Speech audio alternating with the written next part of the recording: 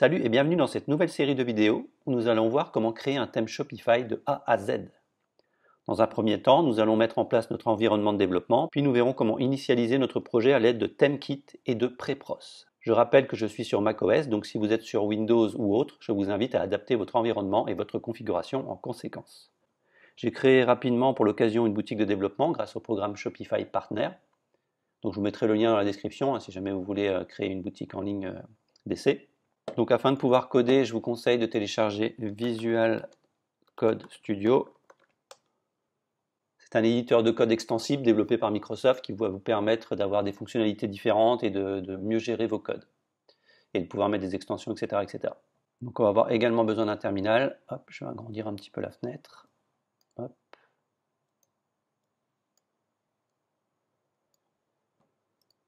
Comme ceci. Et pour commencer notre projet, on va partir sur une base existante. Donc, ce que Shopify fournit, ce qu'on appelle une sorte de toolkit, on a trois possibilités. On a Timber, Slate et ThemeKit. Sachant que Timber n'est plus utilisé du tout, Slate commence à ne plus être utilisé également, donc il est voué à disparaître. On va donc se consacrer sur le ThemeKit. Alors ThemeKit, c'est un outil en ligne de commande fourni par Shopify pour concevoir rapidement un modèle de thème ayant une structure minimale de fichiers obligatoire et indispensable. Ça permet en gros d'avoir un socle et une architecture de départ pour bien commencer, mais bien entendu sans le design et les fonctionnalités, juste les templates. Pour pouvoir utiliser ce kit de développement, je vais utiliser Brew, qui est un gestionnaire de paquets pour macOS. Vous allez taper ThemeKit Shopify. Et là, il y a l'installation selon votre système d'exploitation. Donc là, nous, on est sur macOS, donc on a besoin de prendre ces deux lignes-là. Si vous êtes sur Windows, hop, si vous êtes sur Linux, etc., etc. Donc au préalable, je vous conseille de créer un dossier. Hop. Alors moi, je vais me mettre dans Applications, Dev, Shopify, et je vais créer un dossier que je vais appeler DG Theme. Comme ceci. Et on va travailler là-dedans. Donc au niveau du terminal, je vais me mettre sur le même chemin. Application, Dev, Shopify, DG Theme. Voilà. Donc là, on est bon. Vous allez prendre vos lignes de commande ici. Hop. Et vous cliquez sur Entrée. Bon, moi, je l'ai déjà. Et ensuite, la deuxième ligne ici.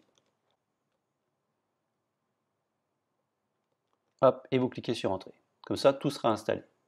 Maintenant qu'on a notre environnement de travail, il va falloir créer une application privée pour connecter et interagir directement avec notre boutique Shopify. Ça va nous permettre d'associer et de synchroniser l'environnement de développement et celui de la production. Donc on va aller dans Applications, tout en bas Gérer les applications privées, et ici cliquer sur Créer une application privée. Donc on va mettre DG Theme, je vais mettre jodev@gmail.com. Et ici, vous allez cliquer sur Afficher les autorisations. Les produits, on n'en a pas besoin, aucun accès. Ce qui nous intéresse, nous, c'est l'accès au thème. Voilà, thème. Et là, vous mettez lire et écrire. On a besoin de lire le thème, de voir le thème et d'écrire dans les fichiers. Et vous cliquez sur Enregistrer. Donc notre application a bien été créée et ici on a les informations importantes de l'application. Nous ce qu'on va avoir besoin c'est le mot de passe qui est ici. Donc vous allez le copier, hop, je vous conseille de vous mettre un petit bloc-notes ou un petit fichier pour noter tout ça. Moi je vais le mémoriser sur mon autre écran, hop, alors, on va plutôt ouvrir comme ça, on va le voir, un nouveau fichier, on va mettre tout ça là. Ça c'est la clé privée. Donc maintenant, on va utiliser ThemeKit, hop, et on va mettre la ligne de commande. Donc là, vous avez les lignes de commande, clac, new, et cette ligne-là, theme new avec le password, le nom de la boutique et le nom du thème. Donc c'est parti, ça va être theme new, ensuite password est égal, donc là on met notre password qu'on a collé dans notre éditeur, hop, comme ceci. Bon, d'habitude, je suis avec deux écrans, c'est un peu galère pour moi à chaque fois de switcher. Clac. On a besoin du store.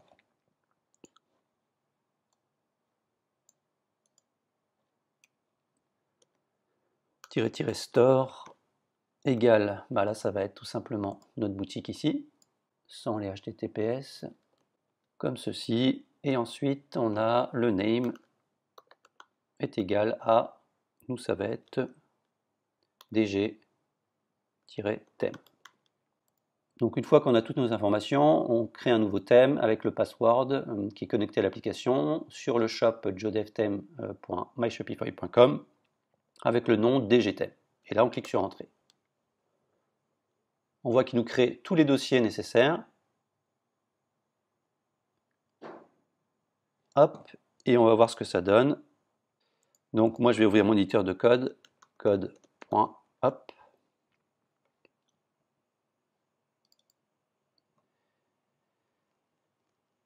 Et ici j'ai donc les dossiers que vous connaissez, le dossier template avec des templates déjà prédéfinis, le dossier local, le layout, la configuration et le asset.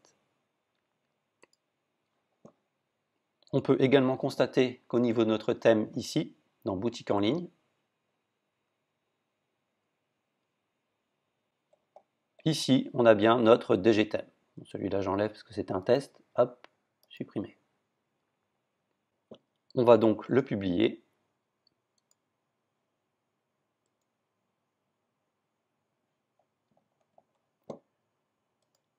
On revient ici et on a notre base de travail qui est là. Donc on va initialiser le git, le versionning, hop, git init, on va faire un git add. Donc ça c'est optionnel, hein, c'est pour pouvoir, mais les développeurs ont l'habitude de faire ça. Git commit m et ça sera notre first commit. Voilà. Pour bien faire, je vais créer un touch.git ignore. Alors maintenant qu'on a associé tout ça, notre application avec le thème en développement et le thème en production, il va falloir surveiller les modifications. Donc ce qu'on va faire, c'est qu'on va synchroniser tout ça, on va faire un thème watch, allow live. Hop, maintenant on va bien écouter, maintenant on va bien suivre les modifications. Vous voyez que maintenant, si je fais par exemple ici dans le layout theme.liquid, j'écris Toto, hop, j'actualise, je reviens, j'actualise ici, et j'ai bien mon Toto qui est là. Et le plus fort, c'est qu'au niveau du thème, dans modifier le code, dans thème.liquid, j'ai bien mon Toto. Vous voyez que c'est enregistré à la volée. Donc ça, c'est vraiment très pratique pour gagner du temps et éviter de coder ici directement dans le thème. Alors, on pourrait s'arrêter là, mais le problème, c'est qu'à chaque modification, il va falloir cliquer sur le bouton pour rafraîchir et voir nos modifs. Donc, je vous propose d'installer un petit outil qui s'appelle Prepros. Prepros est un outil qui va nous permettre de compiler automatiquement nos fichiers pour pouvoir recharger à chaque modification le navigateur et donc de nous faire gagner du temps. Vous tapez Prepros. Hop, vous allez le télécharger. Donc, vous choisissez votre version. Une fois téléchargé, vous l'ouvrez. Ça va donner un truc comme ça. Alors moi j'ai déjà créé un petit test ici. Ce qu'on va faire, c'est tout bête. On va aller au niveau de notre dossier et on va simplement le glisser ici. Hop, comme ceci. Le dossier est là et ici on a tous nos fichiers. Donc l'idée c'est de les synchroniser pour pouvoir compiler à la volée nos fichiers et donc rafraîchir automatiquement la page sans qu'on ait besoin de cliquer là-dessus. Donc qu'est-ce qu'on a besoin? On a besoin surtout application, voilà, surtout ça. Alors moi je vais les renommer parce que j'aime pas trop le terme application, je vais mettre thème et thème. Donc on y va. Je vais enlever mon Toto, je vais aller dans Asset. Ici je vais renommer application par thème. .js et ici par theme.scss.liquid. Voilà, là on est bon. Refresh le projet parce que j'ai changé mes fichiers ici. Donc j'ai besoin ici de cliquer sur watch.liquidfiles. Hop, comme ça il les prend bien en compte. Donc là c'est OK aussi. Au niveau des options du projet, on va dire qu'on utilise une URL externe. Donc là on est bien dans le général. Hop, on va dire qu'on veut regarder cette boutique-là, comme ceci, clac, et on lui dit qu'on utilise des fichiers en local. Comme ça, donc là on est bon. Au live preview, on va lui dire au bout de une seconde, c'est pas mal. Et normalement, c'est OK. Hop. Donc on le laisse ouvert, on laisse tourner. Hop. Maintenant, je vais faire une modification pour voir si tout est OK. Au niveau du... Hop, ici. Ça, je vais supprimer. Je vais mettre un body avec un background de... Alors, j'ai pas ma coloration. Je vais lui dire que c'est du CSS ici. Du SCSS. Clac. C'est bon.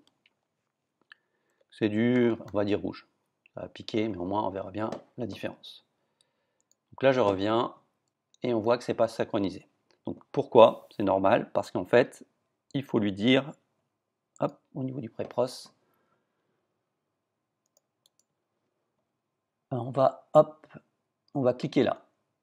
Donc on n'aura plus cette URL là, donc là c'est DG, parce que j'ai un password, mais cette URL là, parce qu'on va travailler en local. Mais ça sera exactement synchronisé avec le shop qui est ici. Donc là, si j'actualise, alors là, ça ne fonctionne pas. Pourquoi? Parce que j'ai oublié un petit truc. Hop, c'est que j'ai changé les fichiers ici, mais j'ai pas changé l'appel. theme.scss et theme.js. Voilà. Donc on va faire quelque chose d'un petit peu plus simple, comme ceci. Et là, et on va prendre ça et on va le mettre là, comme ça. Pac. Ça sera plus sympa. Donc maintenant on actualise, on a bien notre thread. Ici on va mettre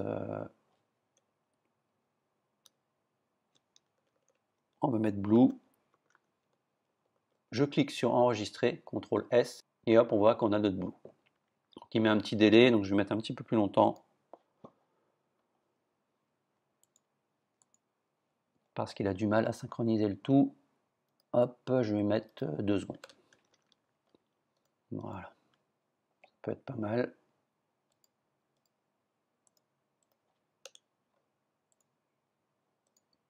Ici, je vais en mettre un truc comme ça.